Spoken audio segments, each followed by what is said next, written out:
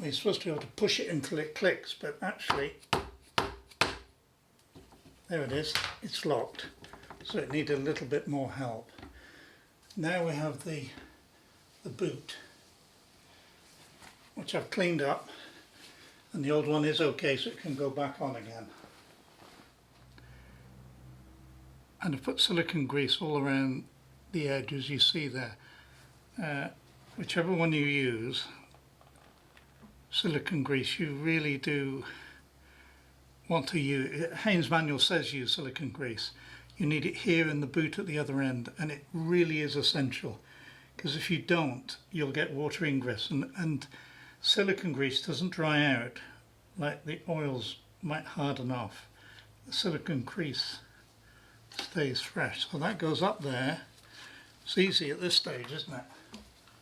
And that fits on, and then we've got to tie it with a cable tie.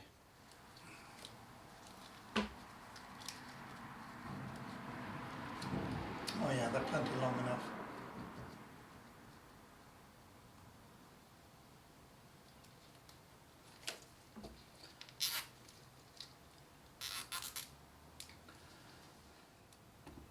I need to put the silicone grease on this end.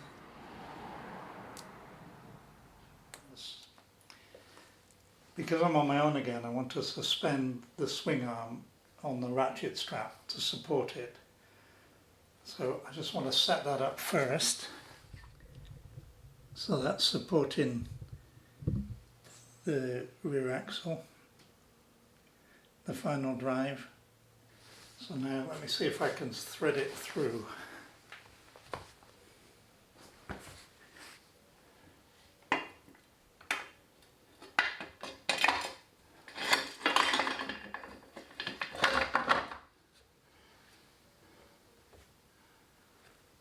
Okay, let's get in sort of in position. Frames that I've been trying to line up. There we are. Been quite difficult. So that's one side. Just resting at the moment.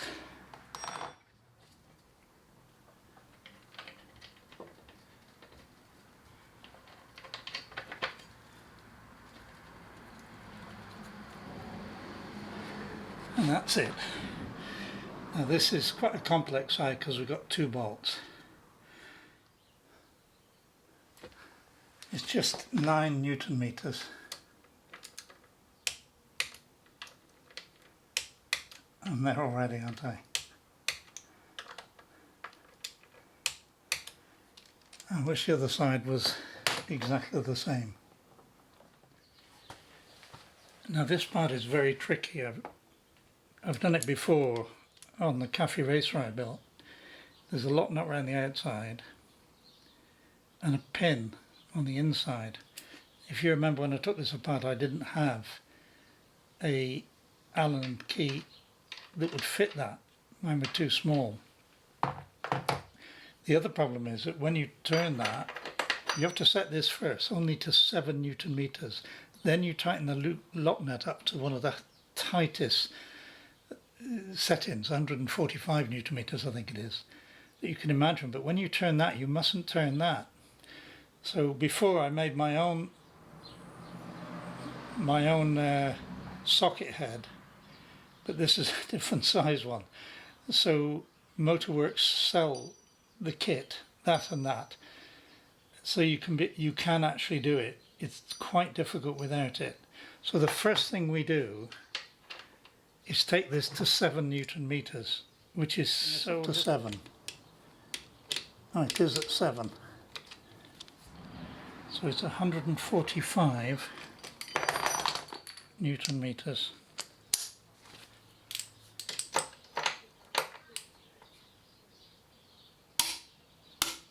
Okay, I'm doing it bit by bit. That's 50.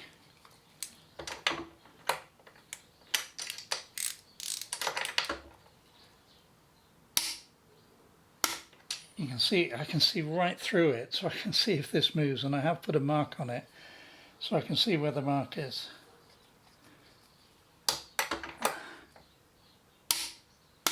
That's 100.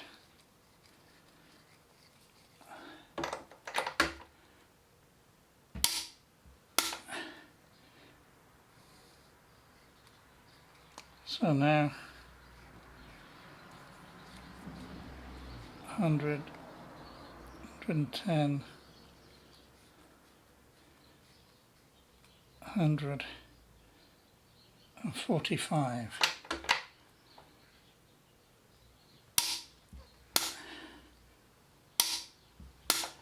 That's okay. That didn't move. Do you need something like this? Well, probably not. It just gives you that self-assurance that it's okay. Now we've got to check the swing arm to make sure it can move.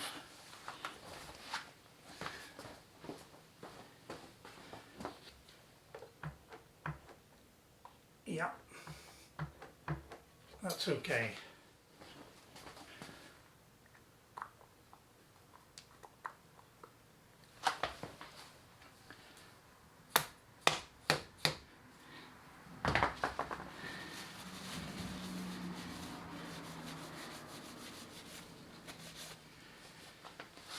One swing arm put in position. So I've done my usual trick of just polishing the bolt, which was so rusty. I've got Loctite and I've got copper grease all over it. I expect you're thinking I'm mad, polishing all these bolts. There we are. That's the advantage of these straps, these ratchet straps. I'll just start this off.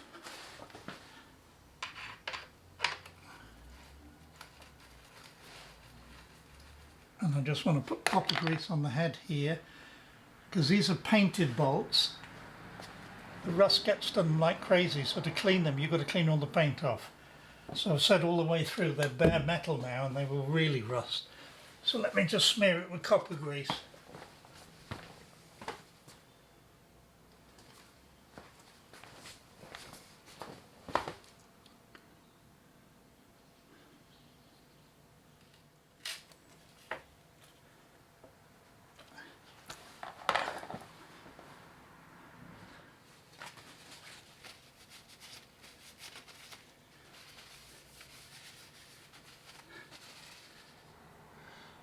So the bottom bolt goes initially to 20 Newton meters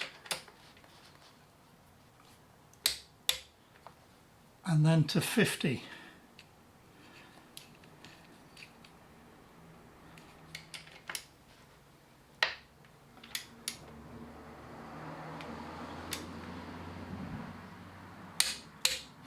Oh, just when you're beginning to think it won't go.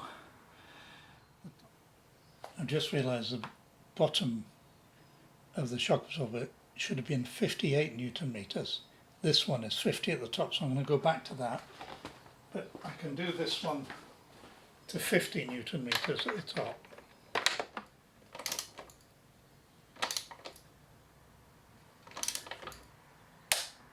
There we are, that's 50. There we are, 58. So that's the shock in. That's the shock absorber installed. The next thing I'm fitting is a power lever arm, torsion arm that holds a power lever up, this arm here. I've just got the bolt through the front bearing with a new nylock 10mm bolt on the end.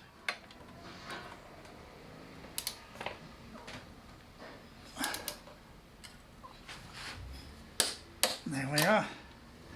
That's at 42 Newton meters. The thing to do now is to use the Molly-Lube white grease, the very sticky grease, on the splines. Get them well covered.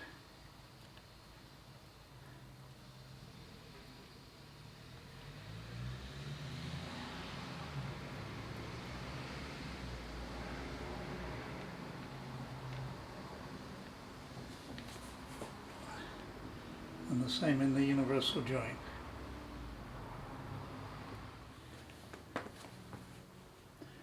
This boot fits that way and that way and there, and it clicks into position, so you know you got it right. But you want this silicone grease around here, otherwise you will get water in, as you may have seen when I did this before, and it was absolutely full of water when I did it the first time. So silicone grease right round here. You can wipe any spare off, so don't worry about it. And silicone grease doesn't set, so it will create that barrier.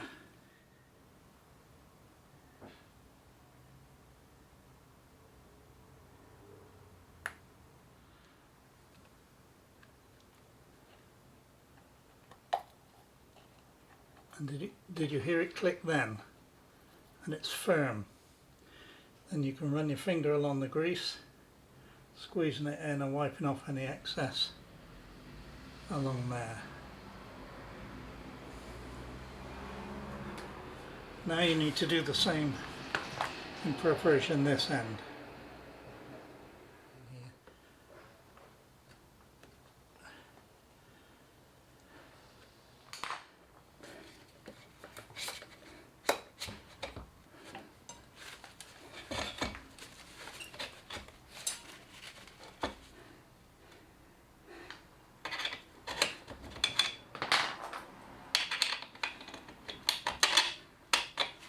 Oh, pressure off.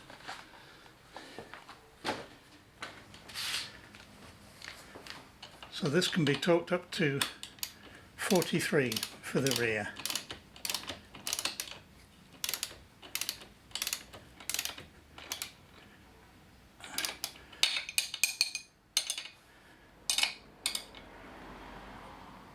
And now the extra grease can be wiped out all the way around, wiped off.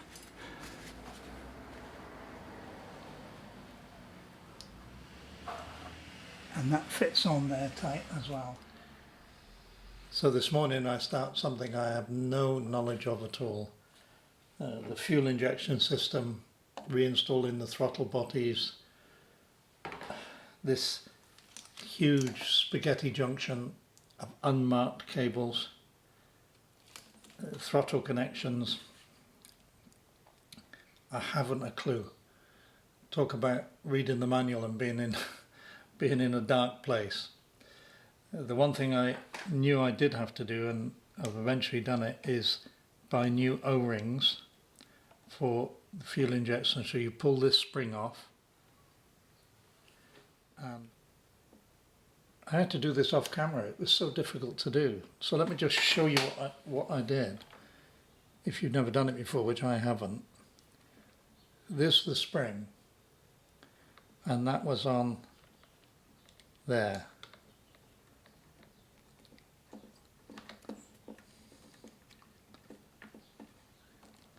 Like that, keeping them together. So I removed the spring.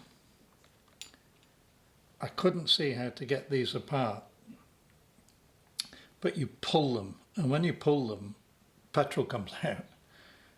But I've already done that. So you pull them apart. So imagine that quite a bit of force, you pull them apart.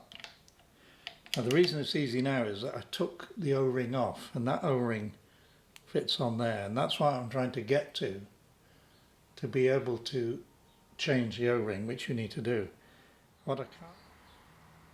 So this top O-ring first, that one's easy to take off. It's a really fat O-ring. And this, on this injector, this one is brown, so you can tell the difference, but the ones that have come from Motorworks are all black, so it's very hard to tell. And there's there's a very small difference in size. So this one seems to match exactly the one I've taken off. So there's the old one. So here's the new one to go on there. Now I've got to get that one off. So this one goes back somehow.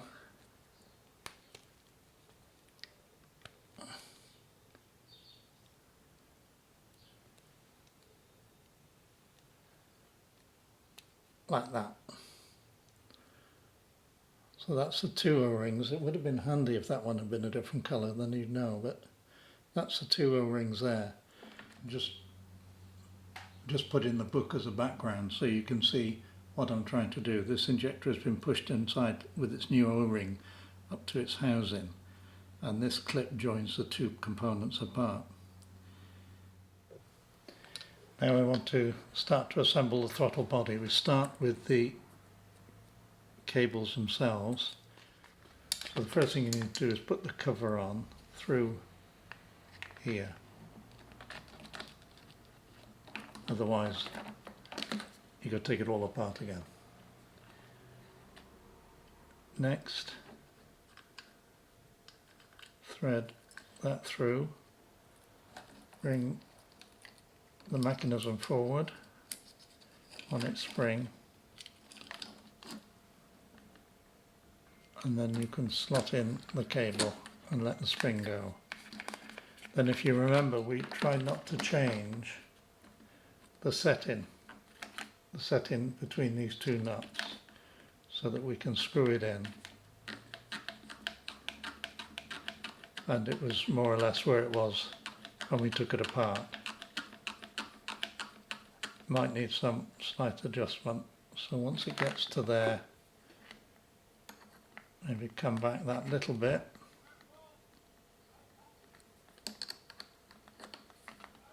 and lock it in like that. Then this cover can go back on, and it stays there. The throttle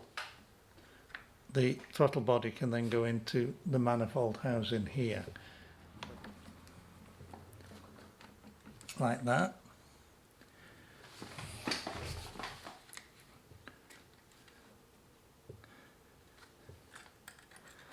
I'm not going to do the clamp right up yet because I may have to twist it. So the fuel injector can now go gently in.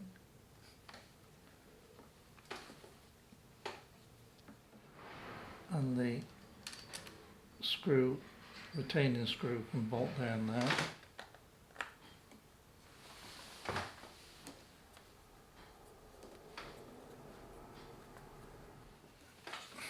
I'm presuming now, with this whole tangle of plugs, that everyone is different. I'm hoping they are.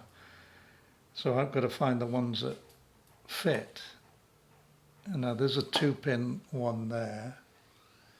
And I've got to admit at this stage, I've told you something's totally wrong and I've been pointed out to me, and I've really learnt my lesson. These clips, I've been pulling them out. But as a mechanic and his son next to Jason's factory where he works, and they've been watching these videos, and I've got to thank them. They said, you don't pull them out, you just push them in. Look at that. And I've been pulling them all out, petrified of losing them. So I've learned something great. And also on YouTube, there's a couple of comments that are so helpful. You push them in. And all the time I've been pulling them out. So this one is a 2-pin, and that's a 2-pin there. I may be totally wrong in my explanation. So they just clip in. There's me pulling them out. Oh dear, what an easy thing. So that's one. But then this one, where can this go? Oh, it can only fit up here. This is 4 pins. Oh, I can't see what's in there. I think that's 4 pins. So, oh yeah, that clips onto there, and that's covered up. So my assumption that they can only go in one place, of course, if I end up with one single socket, I'm in dead trouble. So that's on there, injectors in. What else have I got? I've got 1, 2, 3, 4, 5, 6, 7 to find. Let's try this one. Okay, that one looks as if it fits there. Again, this spring is in. Oh dear, did I make a job for myself putting those clips out, and all you have to do is push them. Thank you to everybody who's told me about that. So what am I down to now? 1, 2, 3, 4, 5, 6, 7. I've still got 7 to find. I can't find any more sockets. There's got to be more, like 7 of them. So, oh, there's another one down here, 8. Oh no, that's one that one of these goes into. So 7. Uh-oh, look, I've got 2 of the same here. 2 of the same.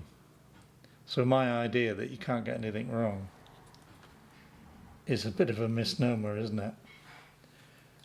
So I'm sorry I'm being so professional about this. I honestly don't have a clue when it comes to electrics. Petrified of changing anything. I keep looking at Haynes' manual, see if I can recognise some of them, but it's not actually that detailed. So I'll just have to, let's just put that there for a minute. Are there any other dangly connectors around here? No. Well, one thing I know is that that is a spark plug, and that has got to be, has it not? That has got to be the secondary spark plug that goes in there. So what if I just plug that in for a minute? Does that get rid of one? That means I've got 6 to worry about now. Let me find the spark plug and just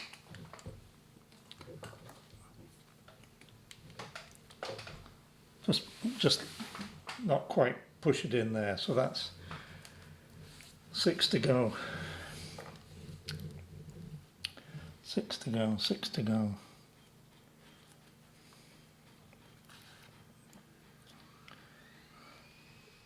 Well, this is the main spark plug, so that's got to be in there.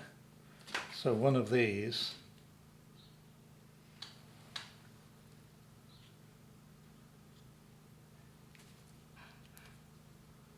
does something.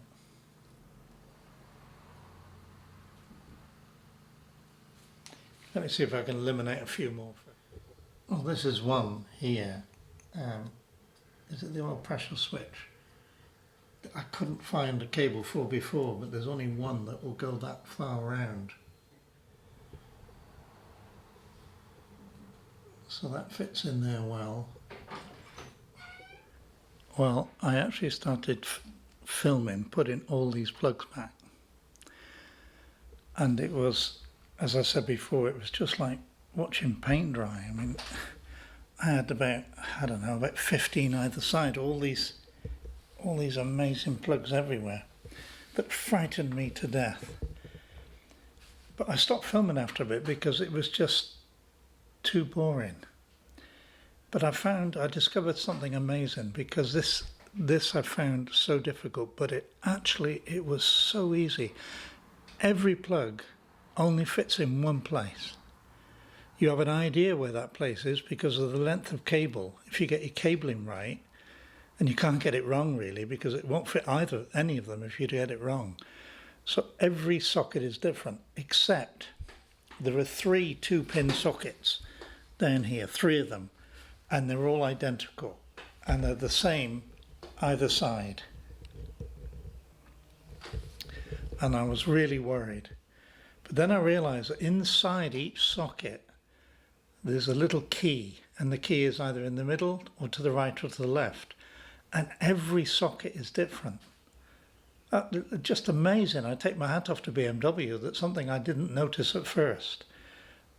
Makes it impossible for you to put any of these cables in the wrong position. At the end I struggled because I had one cable left, and then find tucked away the socket that it fitted into. So for the first time I feeling real confident that every cable is in its right position, because it can't do anything else. And then I did the other side, and then I was an expert, of course. I knew exactly how to do it. And the final plug I struggled with was this oxygen sensor that goes into the downpipes. But that has its own socket, a 4-pin socket that only fits in the socket that it should go into. The only thing I need to do now is put on the air intake manifold here, and then I can show you how the clips work. I have the one for this side. I didn't realise there's a different size for this size here, and I've ordered two from Motorworks, which will be here in a few days. These manifolds are handed right and left, but well, you can see that there's an R for this side, so you can't make a mistake, and obviously the widest end goes into the airbox. I'll put it over the throttle body and then into the air intake like that, and that's a good fit. So that's your air intake. Now it needs one of these special slim clamps, whatever you think of them. So the technique I've got, I don't know, somebody will know exactly how these work, is bring it around so I can see it well. And I want to tuck that tang in just first to hold it, if I can, like that. So that's it held, but it's loose. And then with the special tool, with Amazon's £5 tool, I either do it the first time or I take about 20 times, so I'm not really used to what I'm doing.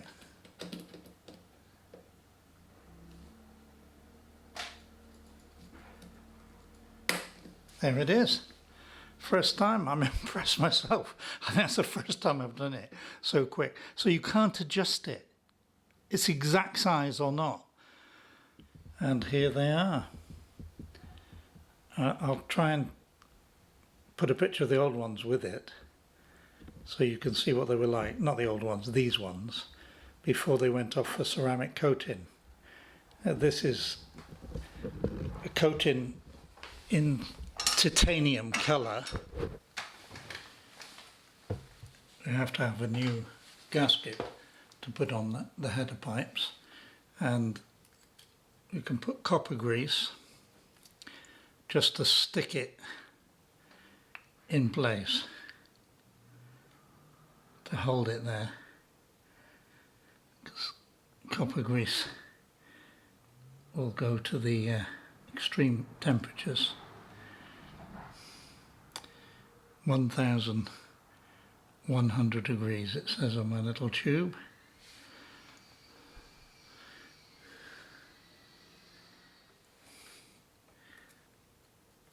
The gasket in and to hold it in there. The old gasket was on there, by the way. Make sure you get that out. You can't tell it because it's sort of fused and become part of the engine, but just with your nail it will come out. So now I've got to do the same the other side, because of course the pipes go in together.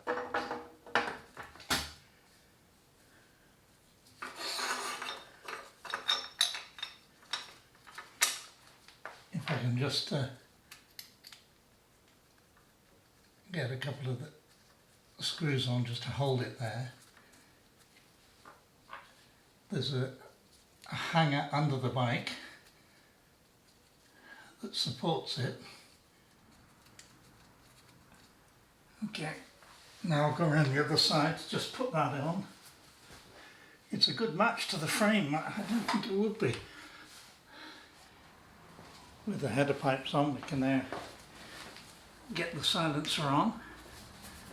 Cleaned it up a bit, but let's see if we can line it up there.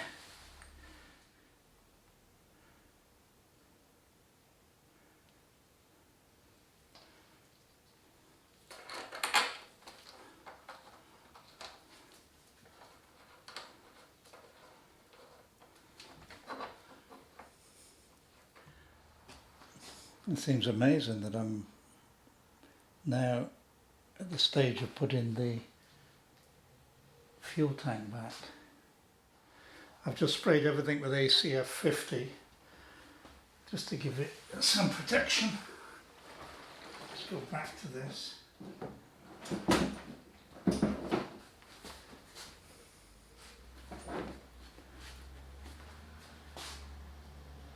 I've lost it.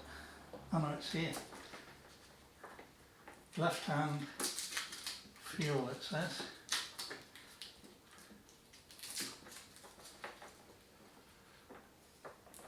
So it goes under the tank and in. And these are quick release, just snap in like that. 2 cables, they can only fit one in. They only go one way. That's it.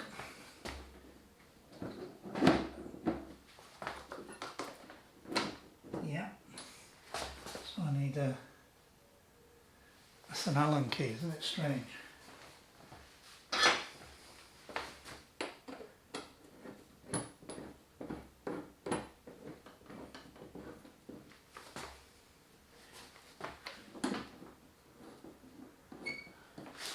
And this is the air filter. It's quite dirty. 30th of November 18, Jason Hill. So my son fitted that here. It needed changing now anyway, but we didn't think we'd change it under these circumstances. I'll just wash this air duct and then I can put that back. So the new air filter is in, signed by me, and now this should go in. It just fits there and those two push in. The pipes, the overflow pipes come along here. I've just worked it out myself. I think it's right. Through the engine, out the other side, and then they just reach below the frame, which I'm sure they were that side. Things that you think you'll remember and you just don't. But that tucks them out of the way and they all run through there. So I've also wired up the Garmin while the tank was off, run the cable through there, and I've got miles of cable wrapped up. It's plugged in. The BMW comes with a socket just for it to go in. It's one good thing. So I'm not sure where to put it yet, but it's all cable tied, ready to hide away. Well, it's Sunday afternoon. I've connected the battery. Well, I charged it all night, and now I've connected the actual battery terminals because it's got one of these Optimate ones that I fitted on.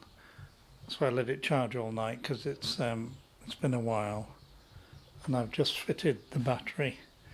I've done the diagnostic check with the GS911, and as I expected, there were a lot of faults because I've had every electrical component and more off. So I went through it all and I cleared everything but two. One of them is the handbrake. It's showing a fault on there, and the foot brake. Well, I know the handbrake works well. I've not touched it, so I'm hoping. But all the other faults cleared. I was quite amazed. Quite amazed. So I'm so frightened of the next step, because if it doesn't start, I don't know what to do. I don't know where to start. I'm okay on the mechanical, but the electrics, well, you know what I'm like on that. So share this experience. The burglar alarm works. No, wrong one. Hang on.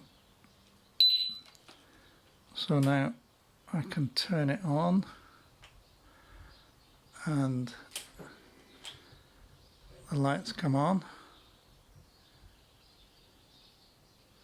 Red warning light goes to yellow, warning light goes out. Oh dear, I wish somebody else could do this. Oh, wow. Wow, wow. Wow. Why, I'm just so flabbergasted. First touch of the ignition, and it's working, and it's sounding sweet. Ah dear, is that the end, guys? Well, I've got quite a bit to do. We haven't got a windscreen. We haven't got a windscreen because Jason sold that, and we haven't got any mirrors because he sold that, which is quite right. That's what I said, sell all the parts. I managed to stop him at that stage. So that's going to be the end of this video, but I just promised you one more. It'll probably be quite a while now when I get all the body parts back and get the bits that are missing. I'm starting to work on these now. This is the hugger, and it's broken to pieces when I took it off. So I was going to throw it away, and then I thought, I've never done this before, but can I skin it in carbon fibre? So I'm going to try that. This is a new adventure. And I got a spare one of these as well. Can I skin that in carbon fibre? So I've sanded it all over, and I've scratched it with a scalpel, which they tell me to do. And the same with this. I'll try and film it and show you how this turns out, or I'll just throw it in the bin if it's no good, because these were scrap anyway. Thank you so much for everybody for watching this elongated series of how to put a new engine in your bike. I really appreciate the comments that I've had and lots of advice. I've learned a lot, whether you've learned anything from it, but all I've done is follow Haynes' manual. So if ever you think you could have a go, well, I've done it, and I don't have specialist knowledge. So if I can do it, you can do it. Thanks, guys.